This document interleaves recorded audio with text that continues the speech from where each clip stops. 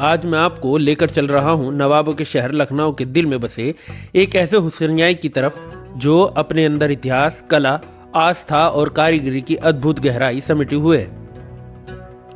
हम बात कर रहे हैं छोटे इमामबाड़े की, जिसे लोग इमामबाड़ा हुसैनाबाद या छोटा हुसैनाबाद के नाम से भी जानते हैं। यह इमारत न केवल अवध की शान है, बल्कि भारत की सबसे बेहतरीन मुगल पश्चिमी मिक्स कारीगरी का एक चमकता नमूना भी है। अगर आप लखनऊ आते हैं और छोटे इमामबाड़े को नहीं देखते, तो यह ऐसा है जैसे दिल्ली जाकर लाल किला न देखें, आगरा जाकर ताजमहल न देखें। इसकी चमक, इसकी रौनक और इसका इतिहास, हर एक चीज़ आप पर जादू कर देता है। अस्सलाम वालेकुम दोस्तों, मेरा नाम है मोहम्मद उबैद खान और आप देख रहे हैं उबैद खान रिकॉर्डिंग। छोटे इमामबाड़े का main gate Husainabad gate Awadh के शाही गौरव का प्रतीक है। यह गेट पारसी और मुगल स्टाइल का मिक्सचर है। इसके पास से होकर जो मेन रोड गुजरता है वह उस दौर में जुलूसों, शोभा यात्राओं और शाही काफिले का पसंदीदा रास्ता था। हुसैनाबाद का ये इलाका आज भी पुराने लखनऊ की सबसे खूबसूरत जगहों में से एक गिना जाता है।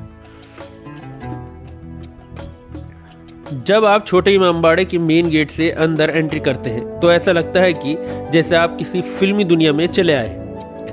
इसका डिज़ाइन फारसी, मुगल और अवध के मिली जुली कारीगरी पर आधारित है। परिसर के बीच में एक तालाब बना हुआ है जो एंट्री गेट से लेकर इमामबाड़े की मेन बिल्डिंग तक फैला हुआ है। इसके दोनों तरफ खूबसूरत फुलवारी लगाई गई है। तालाब पर एक पुल बनाया गया है जो एक तरफ से दूसरी तरफ जाने के लिए इस्तेमाल होता था, लेकिन आजकल इसे बंद कर दिया गया है। आइए अब आगे की तरफ चलते हैं। इमामबाड़े की मेन बिल्डिंग को परिसर से थोड़ा ऊंचा बनाया गया है, जहां आप सीढ़ियों से होकर पहुंच सकते हैं। इसके ऊपर एक छोटी सी हौज भी बनाई गई है जिसके बीच में एक फव्वारा लगाया गया है। इस हौज में इमामबाड़े की खूबसूरत परछाई दिखाई देती है। इमारत की छत पर उभरे हुए खूबसूरत गुंबद सीधे ईरानी आर्किटेक्चर की याद दिलाते हैं। इन गुंबदों के ऊपर लगी आर्टिस्टिक गुलदान आकार की मीनारों पर जब रोशनी पड़ती है तो तब यह चांदी की तरह चमकती है। चारों ओर की दीवारों पर शानदार खूबसूरत नक्काशी है, जिनमें अरबी और फारसी लिखावट में या अली, या हुसैन और कुरानिक आयतें लिखी हुई हैं। यह नक्काशी सामान्य नहीं है, काफी बारीक, गहराई लिए हुए और सिंबॉलिक है। अब हम अंदर की तरफ चलते हैं।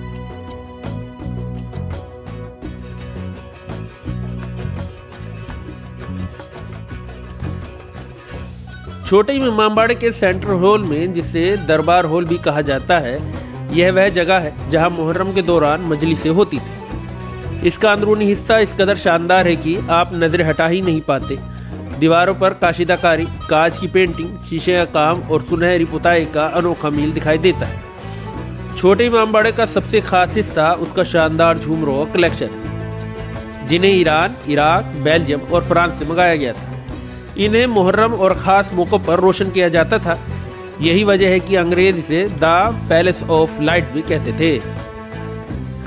जब मुहर्रम के दिनों में रोशनी की सजावट होती है तो पूरा इमामबाड़ा एक जगमगाते महल की तरह दिखाई देता है। यहाँ के ताजिए ख़ास तौर से मशहूर है। इन्हें चांदी, सोने और कांच के महीन काम से तैयार किया गया है। अवध के कारीगरों ने इन ताजियों को तैयार करने में महीनों नहीं, सालों लगाए हैं। इमामबाड़ा हुसैनाबाद मुबारक, जिसे छोटा इमामबाड़े के नाम से भी जाना जाता है, भारत के उत्तर प्रदेश रियासत के लखनऊ शहर में मौजूद एक मेमोरियल है। इसे बनने में 54 साल लगे थे। अवध के नवाब मोहम्मद अली शाह ने 1838 में इसे शिया मुसलमानों के लिए एक इमामबाड़ा या मीटिंग हॉल के तौर पर बनवाया था। यह वह दौर था जब अवध की राजधानी लखनऊ अपनी महराबों, चौक, सहन, महलों और शाही तहजीब की वजह से पूरे भारत में मशहूर थी। नवाब मोहम्मद अली शाह ने इसे केवल एक मजहबी जगह के रूप में नहीं, बल्कि एक आलीशान और खूबसूरत दारे अज़ा के तौर पर बनवाया था। यहाँ शिया मुसलमान महफिल शौक यानी मुहर्रम के दौरान मजलिसों का आयोजित करते थे। इसके साथ साथ उन्होंने इसे अपने और अपने परिवार के आखिरी आरामगाह के तौर पर भी तय किया था। इमारत के अंदर नवाब मोहम्मद अली शाह और उनके परिवार के सदस्यों की कब्र बनाई गई है। उन्हें सफ़ेद संगमरमर और नक्काशीदार डिज़ाइन से सजाया गया है। अभी हम छोटे इमामबाड़े के उस हिस्से में हैं जहां आसिया बेगम का मकबरा मौजूद है। जो नवाब मोहम्मद अली शाह की बेटी थी। ये मकबरा नवाब मोहम्मद अली शाह ने अपनी बेटी की याद में बनवाया था। इसकी कारीगरी देखें। इसके गुंबद, मेहराबे और नक्काशी आपको 19वीं सदी की नवाबी तहजीब में ले जाती है। इसके ठीक सामने इसकी जुड़वा इमारत है जिसे मुसाफिर खाना कहा जाता है। ये दोनों मिलकर छोटे इमामबाड़े की खूबसूरती को दुगना कर देते हैं। आइए आगे की तरफ चलते हैं और आगे चलने पर आपको छोटे इमामबाड़े परिसर के अंदर बनी एक मस्जिद दिखाई देगी। छोटे इमामबाड़े की ये मस्जिद सफ़ेद रंग की है। सफ़ेद रंग में सजी ये मस्जिद नवाबी दौर की बारीक नक्काशी और कारीगरी का एक शानदार नमूना है। इसे 1837 में नवाब मोहम्मद अली शाह ने बनवाया था ताकि यहाँ आने वाले लोग आराम से नमाज अदा कर सके।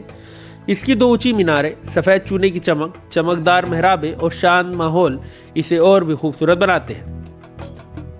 मस्जिद की दोनों ओर खड़ी इन मीनारों की नक्काशी नवाबी दौर के शिल्प को दिखाती है।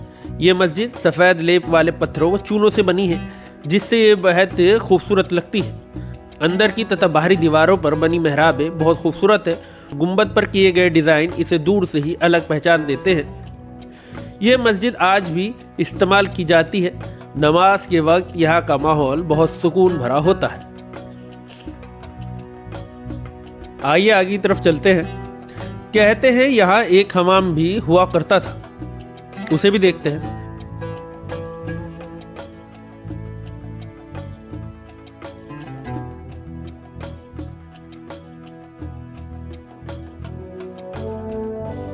छोटे इमामबाड़े में बना हमाम नवाबी शान शौकत और उस वक्त की तकनीक का बेहतरीन उदाहरण है। अवध के नवाबी दौर में हमाम को शाही स्नान घर कहा जाता था।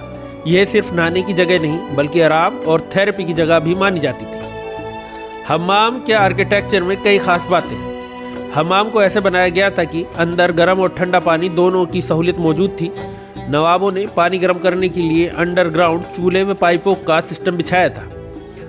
ऊपर छोटे छोटे रोशनदान बनाए गए थे ताकि अंदर हमेशा हल्की रोशनी और हवा आती रहे। इससे हमाम के कमरों में उमस नहीं होती थी। हमाम 3 हिस्सों में बना होता था: सर्द कमरा, गुनगुना कमरा और गर्म कमरा। लोग एक एक करके इन कमरों में जाते थे ताकि शरीर रिलैक्स हो सके। हमाम की दीवारों और फर्श पर खूबसूरत टाइल और चीनी चूने का लेप किया गया था जिससे कमरे ठंडे रहे और साफ सुथरे लगे। नवाब मोहम्मद अली शाह और शाही परिवार यहाँ नहाने और आराम के लिए आते थे। मुगल और अवधी हमाम बहुत मशहूर थे। ये उसी स्टाइल का बना शानदार उदाहरण है। इस हमाम का डिज़ाइन ये दिखाता है कि उस वक्त बिना बिजली के भी लोग कितनी स्मार्ट इंजीनियरिंग करते थे। आइए अब इसे देख के बाहर की तरफ चलते हैं। चलिए।